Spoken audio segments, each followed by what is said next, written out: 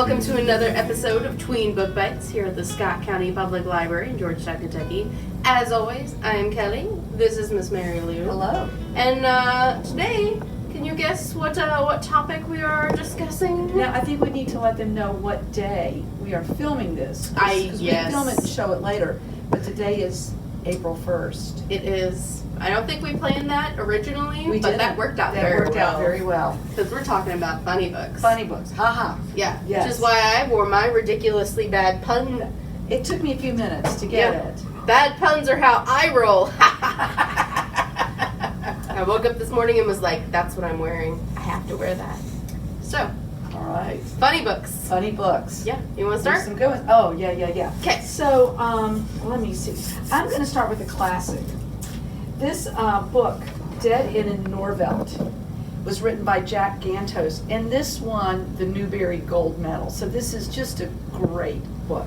I've read it several times, and I've had the opportunity to hear Jack Gantos in person talk about this book, and there's a great interview with him on NPR that just you laugh so hard you cry because he's a very funny person. Anyway, this book. It's autobiographical. The main character's name is Jack, and he was born in the 1960s, or he was a kid in the 1960s, like Jack Gantos. And so this is a story from his growing up years, and he lived in a little town called Northfield. And this was actually a town that was started, it was a project of Eleanor Roosevelt during the recovery from the Great Depression. And they built little towns around the country, just a whole established community to help give people housing and bring them out of the poverty that had been so widespread during the Depression. And this is where Jack Gantos grew up. And his father was a veteran of World War II, and he had a couple of souvenirs, which included a gun that he took off of a dead soldier, and a pair of binoculars he took off of the same soldier. And the book begins where a young Jack, who is about 13, I think in this book, 12, 13, it's during the summer, he's bored, he finds the gun. And it's not loaded, right? And he's kind of goofing around in the backyard. There's a drive-in movie theater near their house. They're poor. They can't afford to ever go, so he kind of gets to watch the screen without knowing the words. But he's goofing around and he shoots the gun. And, well, it was supposed to be unloaded, but it was not. And the gun shoots towards the drive-in movie theater, so he gets in trouble there. That was really bad. And he also, his parents have this ongoing conflict. His father has bought this old tumble-down plane he wants to start flying again, and his mother has a corn patch where she grows food for the family. Well, the father doesn't want to get in trouble for mowing down the corn patch, so he has Jack mow it down. Oh. Nice dad, right? Uh-huh. So Jack mows it down while his mother's furious, and so she grounds Jack for the summer, the whole summer. And so the only thing he's allowed to do is there's this lady, when they built these little towns, they set certain people to be in charge. And there was Miss Volker. She was the community nurse, and she was the medical examiner. So if somebody died, it was up to her to sign the death certificates. And kind of the forensic person, so she investigates murders, and she has to type these papers up, and she's got really bad arthritis in her hands, and she can't do it anymore, and she can't drive anymore. So over the course of the summer, Jack has to take care of Miss Volker, and it's a hilarious friendship. He's kind of a small kid, and he's learning how to drive the car. He drives her everywhere. They get into and there's this man that wants to marry her, Mr. Spitz. He's the town constable, and he rides like an adult tricycle around town. It's just so funny. And anyway, there are a series of murders that occur over the summer, so there's this mystery part of it. But mostly the book is just, there's kind of an undercurrent, like most of the really good funny books, there's this undercurrent of serious stuff going on. But it's the way the author tells the story and the dialogue that just crackles and makes you laugh so hard. And there's a sequel to this, which I have not read, but Dead in Northfield by Jack Gantos. Highly recommend this book. I hear he's an interesting dude. Oh my gosh. if you listen to this interview, he was on this radio show called Wait, Wait, Don't Tell Me, which is a kind of a NPR. They have a lot of comedians that do a news quiz. It's all about current events, but they always have a guest star. And the right after he won the Newbery, they had him on there, and he kind of told his story. So like when he was really poor, when he was like he wanted to go to college. He didn't like college. He was living in a welfare hotel writing, and somebody offered him $10,000 to take a ship from the island where he was up to New York City, and it was full of drugs, and he agreed to do it. Only he had never driven a ship before, but he managed to get it to New York City, and they got shopping carts.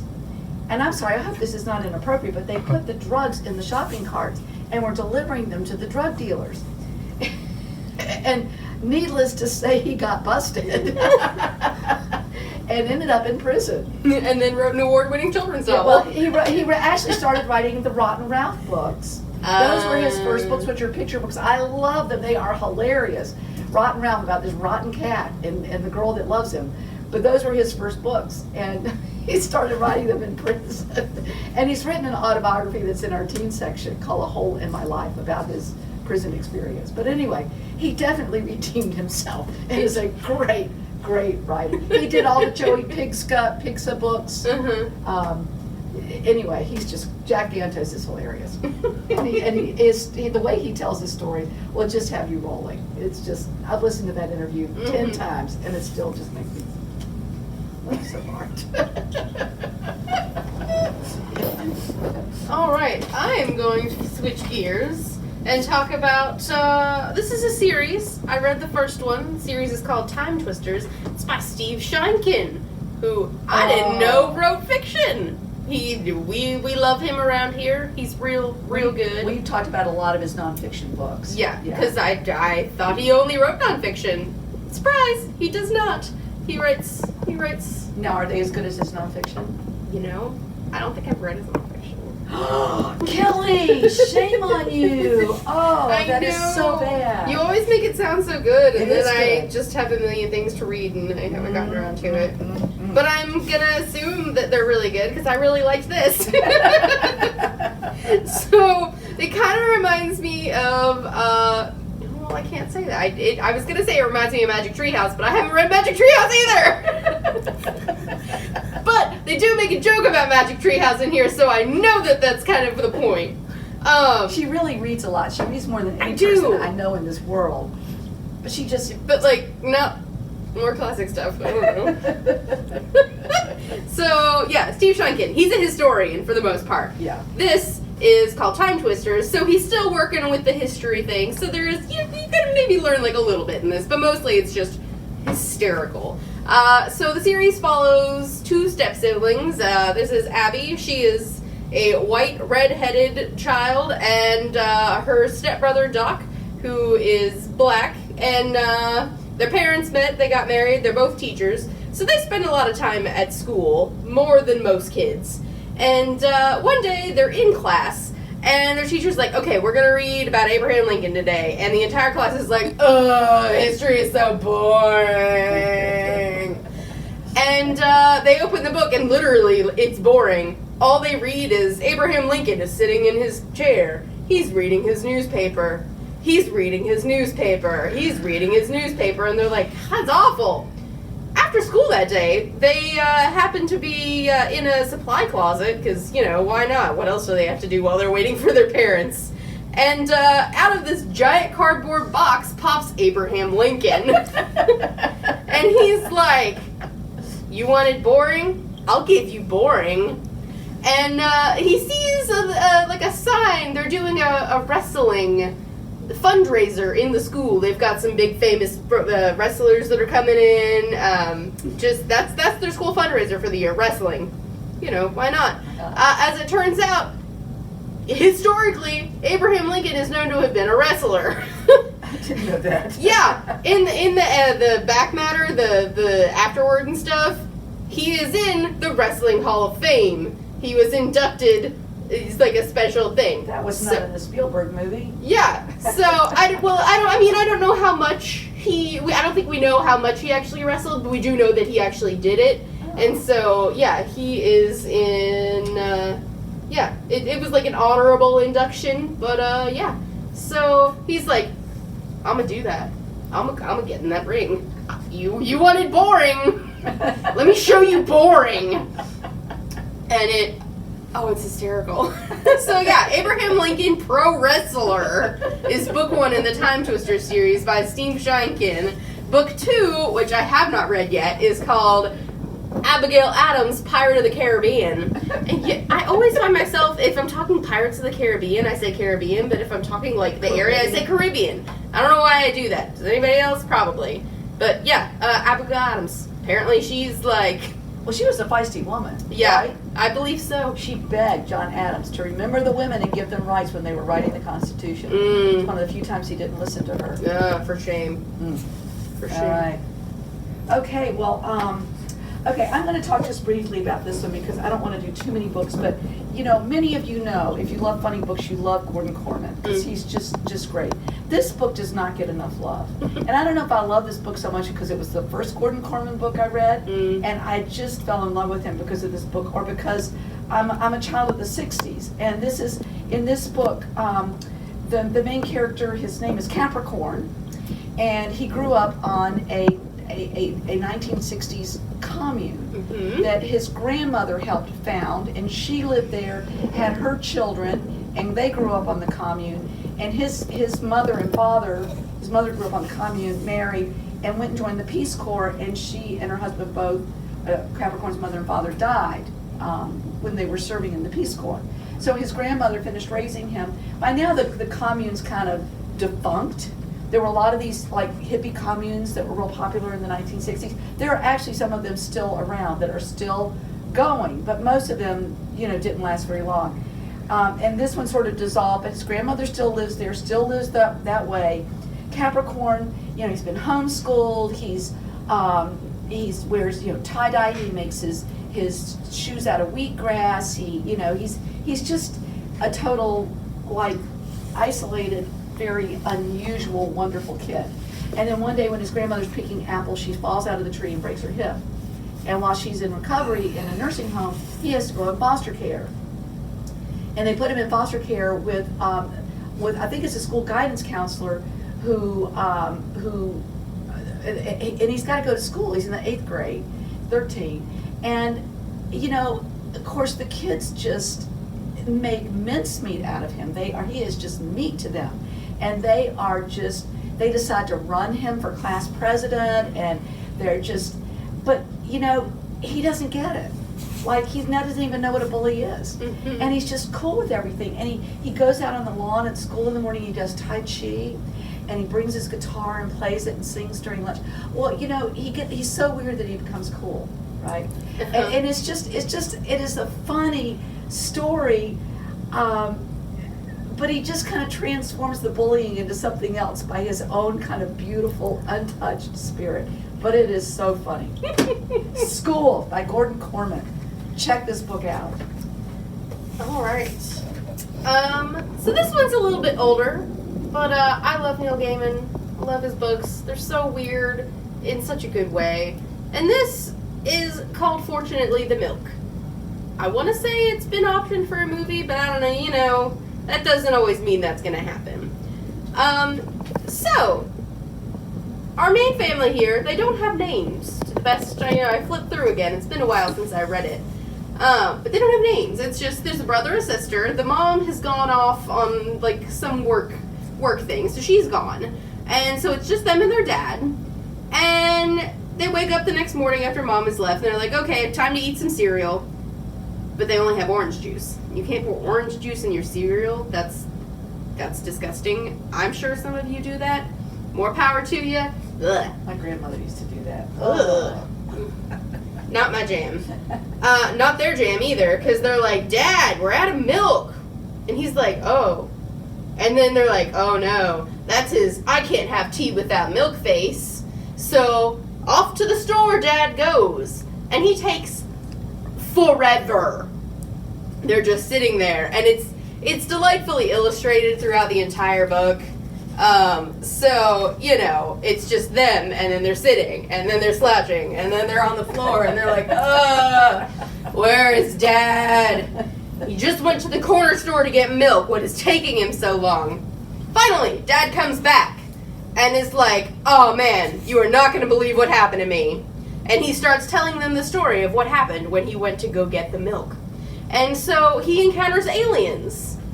And this sentient dinosaur named Professor Steak, who has a time machine. And they go back in time. And there's a volcano and a giant jewel. And all of these crazy different things. There's pirates. Clever ponies. It is bizarre. It is the greatest thing. Oh, and vampires. I wrote down there are vampires at the end too. And they're like, Dad, we don't believe you. And the entire time, you know, he'd be like, and this, and then fortunately I put the milk in my pocket. Fortunately the milk. The milk was safe. And they're like, we don't believe you. And he's like, no, I can prove it. Here's the milk. And it is just so goofy. I love it so much. Looking at him, it is so weird. He's a good writer, though. And he's so delightful. Yeah. Fortunately the milk. Neil Gaiman. Well, I want to introduce you to this series. It's called Best Babysitters Ever, or the Best Babysitters series. And this book was inspired by the Babysitters Club by Anne Martin, that famous series that my children read. Kelley, did you read them? I was not allowed to read them. I was only allowed to read the Babysitters' Little Sisters. And then by the time I was allowed to read them, I didn't care anymore. But I did read the Little Sisters. So, you know. Okay.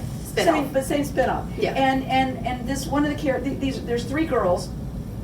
There's Bree, who is she has a very wealthy family, and she is sort of to put it nicely, she's kind of ditzy.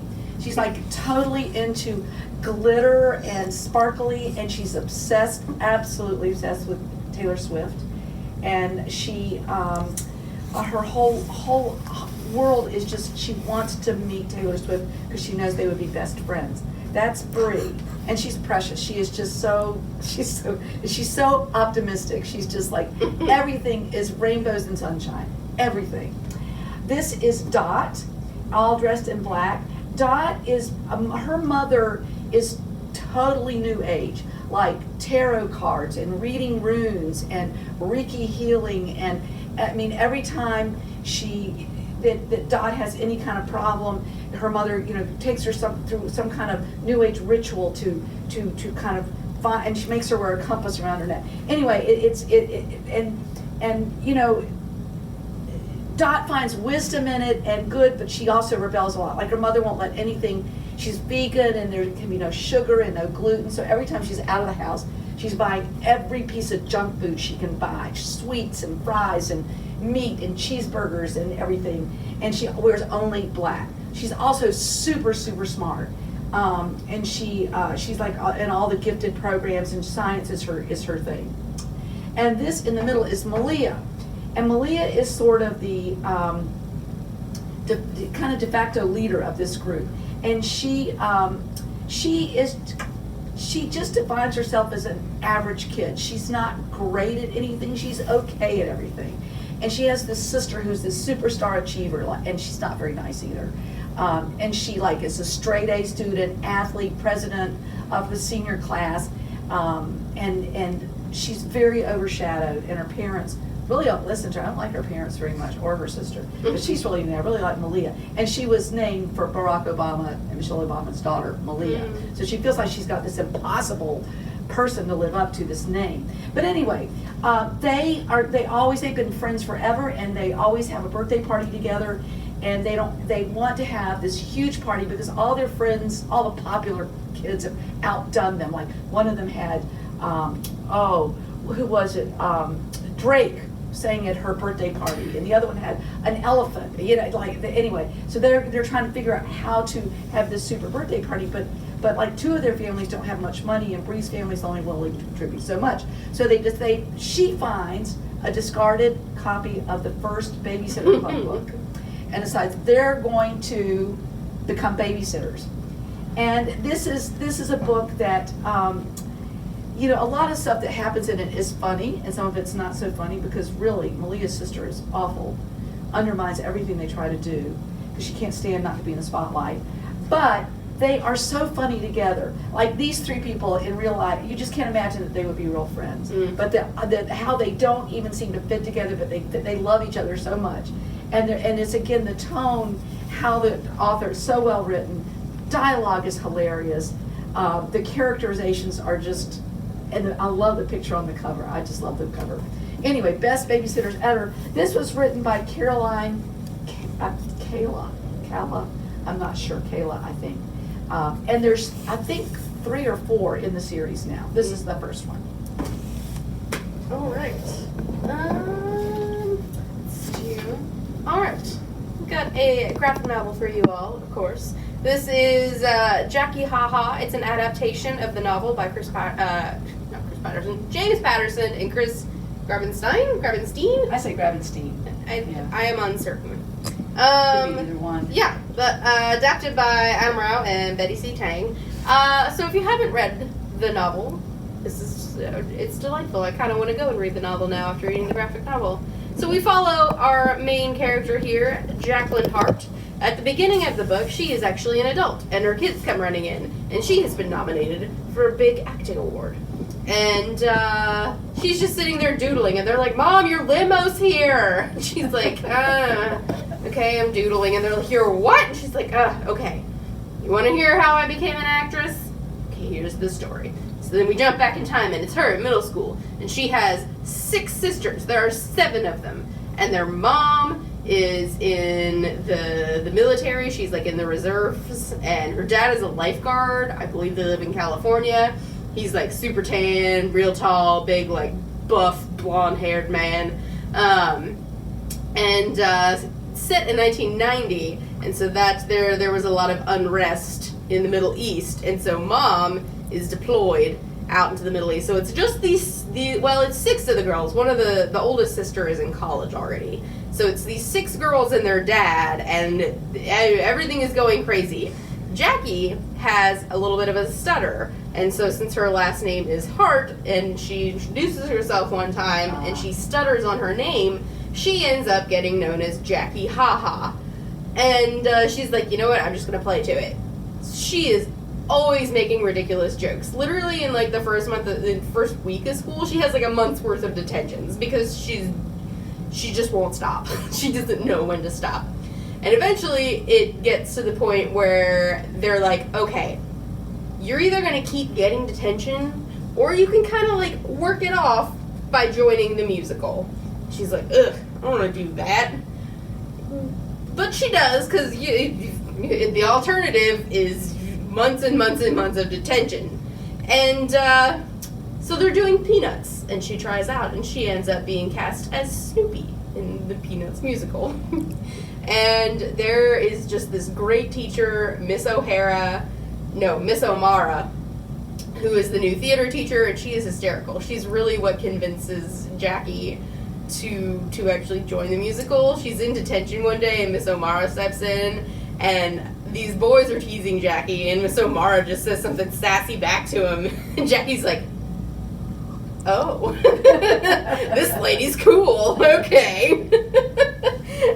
and so it's her, and she ends up thinking that her dad is cheating on her mom while her mom's away with this other lifeguard, so that's kind of a mess. And like Mary Lou was saying, a lot of humor books, they've also got some serious stuff too. So that's that plot line, and it's really good, and it is really funny. That makes me want to read the book too. Yeah. Jackie she's a mess. She gets better, but she's still funny. So Yeah, we found, it's interesting as we were looking at humorous books, most of them are about boys. Mm-hmm. Right? We had trouble finding ones about girls, which is why I picked up the Babysitters Club. Mm-hmm. Yeah, but a lot of the books of humor are really focused on boys, and the one I'm going to talk about next is about a boy. Mm-hmm. And it's called The Boy Who Failed Show and Tell. It's a brand new book, just came in. And it's written by Jordan Sonnenblick, who is known for writing humorous books, but most of his books are for teenagers. This is his first middle grade book, and it is stunning. It's so good. Poor Kelley came in every day. This book is so good. And it is a very serious book, but he is so funny. and he writes it with a lot of humor. It's sort of like Miss Bixby's Last Day by John David Anderson. It's a real tribute to teachers, both good and bad. And it's about, and this is really a memoir, but he writes it as a novel, and the main character is Jordan, as in Jordan Sonnenblick, and he is detailing what his fourth grade year was like. And the book is actually dedicated to one of the two teachers he has during that school year. And he is a fourth grader, so this book is going to read a little bit young. And he is excited that, you know, some of his good friends are going to be in his class, but his teacher, whoa, she looks pretty scary. And you can, I don't know if you can see it on the cover, there's a very severe looking woman. She has a bun and her hair is pulled back so tight that it pulls her eyebrows like back like that, you know. And she's just really, she's all dressed in black, and she looks awful, and she's really awful. He is the second smartest kid in the class. He said, I'm second in everything. I'm not even the shortest kid in the class. I'm the second shortest kid in the class. And he is just a scrawny little guy, wears big glasses. He's got asthma, so he's just got some physical problems, and the asthma is really bad. Like, he goes to the emergency room and stuff. And, you know, he is just fresh meat for bullies. So his dad has taught him to box. And one of the funniest scenes is when two bullies try to attack him at one time. And he says, you know, when you can't get the uppercut, you just do windmill. And he's just like, he just started, he's like, whoa, whoa, whoa. He's a very confident boy. I love him. But he's, you know, he had to take medicine for he has ADD anyway. He's super smart, but he's all over the place. And he's got this great imagination. So half the time he's not listening, he doesn't hear directions. He's got terrible handwriting, like a lot of kids with ADD, terrible, terrible handwriting. And his parents, he's on this asthma medication, which if you've ever taken asthma medication, it makes you very jittery. It makes you feel like you're coming out of your skin. And so that compounds his issues. And he's always like tapping things. So his parents get him drum lessons, and that's a really fun thread of the story. Is his relationship with his drumming teacher and how he learns to drum. But this teacher likes students who follow the rules, who have neat handwriting, and who follow directions. And he's none of those things, and she gets it in for him. And so he's in the back of the classroom with one of his best friends, and they're bored. He's so smart, he can do the work like that, and he's just bored. And they decide to start melting crayons into the radiator just to entertain themselves. They want to get rid of white crayons, right? They don't want white crayons. Nobody uses a white crayon. So they're melting the white crayons. And at some point, the janitor finds a pool of crayon wax underneath the radiator. They get in so much trouble. But anyway, the book just goes on and on with both this boy who's having this horrible year with this horrible teacher, and you can see there's tensions in his parents' marriage, and they're fighting about what to do about it, and that's going on. But also just his exuberance of life and his humor and the adult Jordan Sonnenblick, who is so funny. But you know, I will say that at some point he gets another teacher who sees him, and to watch him go from being crushed by a horrible teacher to flourishing under a teacher who gets him, who uses his passion for comic books. He loves comic books. You know, it's a beautiful tribute to teachers in the profession of teaching, but it is very funny, but there were some scenes I cried in. I cried in some of those scenes. I had a teacher like that, and it was really rough. So it really hit home for me. But good. Oh, he's a good writer. Brand new. I don't remember. I was reading a quote, or maybe it was a webinar, but there was an author that was like, if I don't also make you cry when I make you laugh, and I haven't done my job, I'm gonna make you do all of the feelings. That is the perfect book to me that makes me cry and laugh in equal measure. That's the best. Yeah. All right. So I've got two more. This one is Forever Home by Jenna Ayub. It is a graphic novel. Currently, we've only got it on Hoopla, but I highly suggest you go check it out. It's a brand new month. You've got new hoopla-barros. All right. It is delightful. So our main character here is Willow, and her parents are both in the military, so she has moved a lot. Like every 2 years, they get moved around. And they finally move into the Hadley house, is what the house is called. It is pink. It's kind of ugly in my opinion, but they love it. They love it. And, Was this one with the ghost? Yeah!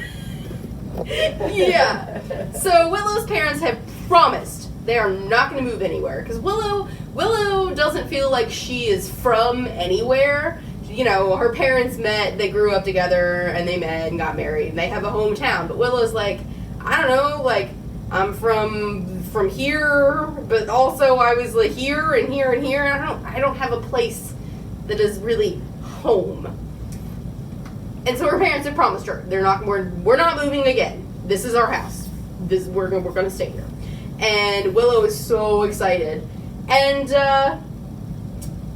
the first night, I don't know why she's wearing it, but she's wearing this like crazy, I think that it is supposed to be a tengu mask, a Japanese like crow creature. That's what it looked like to me, at least. But it's like this crazy long nose. It's red. It's freaky. And these ghosts come in through her bedroom door and are like, "Wah!" And she's like, "Wah!" And she scares the crap out of these ghosts because for some reason Willow can see all these ghosts. And it is this lady and this lady sticking her head through the for sale sign here are the Hadley sisters, which is why they are the original owners of the Hadley house. And they get the greatest delight out of scaring people.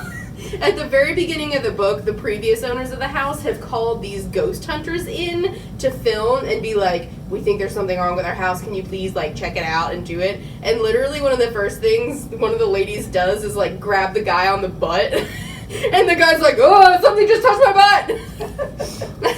And then at one point, I wrote it down, I had to quote it. So they have this HVAC guy in because there are weird noises in the house. And so the guy walks down and goes, you seem to be having a problem with your walls bleeding. You may want to call a plumber or an exorcist. And Willow's mom is like, bleeding walls? What?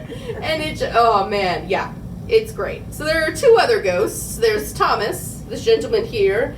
He was in World War, I think, II, and it's kind of a mystery as to why he's in the house, because he did not die in the house.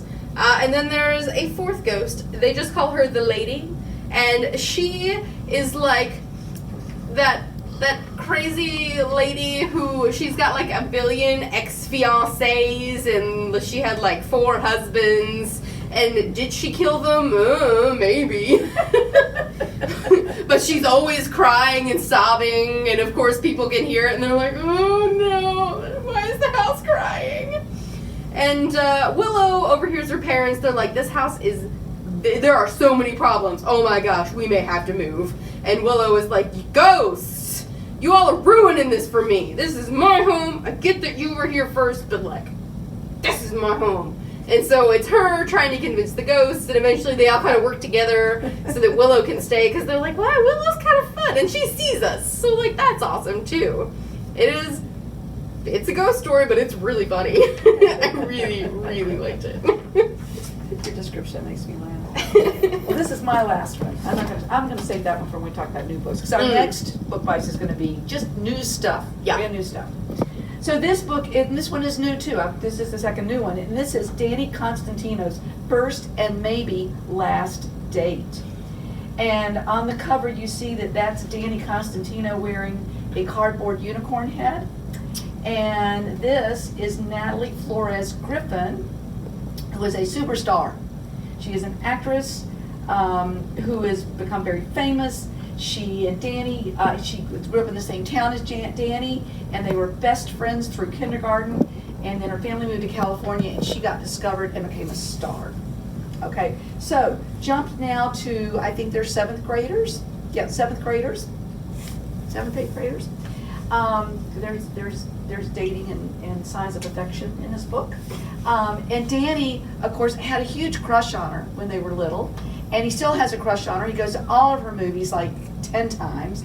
And, and when she moved away when they were little, they emailed back and forth a little while, and it sort of petered out. So he's not been in touch with her for a long time. And one day he's getting ready for school. He lives in a little town called Cooper Cove. And Halloween is a really big deal in this town. They have a big festival and people come from out of town for it. And it always has, there's a pep rally at the school that starts the Halloween parade. There's a big community parade. And Danny and his friends are getting together and they're going to build something sort of like the Trojan horse. But it's going to be a unicorn because a unicorn is the school mascot. And so they're building this giant thing. And as they're working on it, he's over at his best friend's house, AJ, talking about there's a box of cereal. And on the back of the box of cereal is an advertisement for a foundation started by Natalie Flores Griffin. She's that big. She's made a foundation. And Aisha, AJ's sister, says, Danny, you had a crush on her. Did you stay in touch with her? He says, no. And yeah, I do kind of have a crush on her. But well, Aisha grabs his phone and she's still in the contacts and sends her an email. Won't you come to the Cooper Cove Halloween middle school dance with me? And sends it. And Danny's, oh, I can't believe you did that. But she will never, she's probably, deleted me. Well, the next day on social media, Natalie Flores Griffin has written on her social media that she is going to the Cooper Cove middle school dance with Danny Constantino. So he's got a date with this movie star. And everybody's going nuts because it's on social media.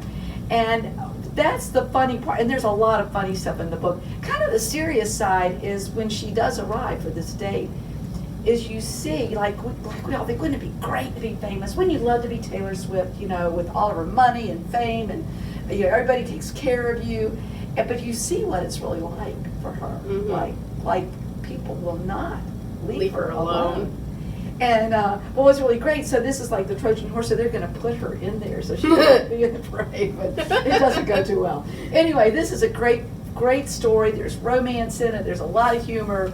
And so this is going to be read slightly older, like I would say, 10 and up. Nothing inappropriate, but it's going to be more the interest of kids that are already in middle school. So Danny Constantino's first and maybe last dance.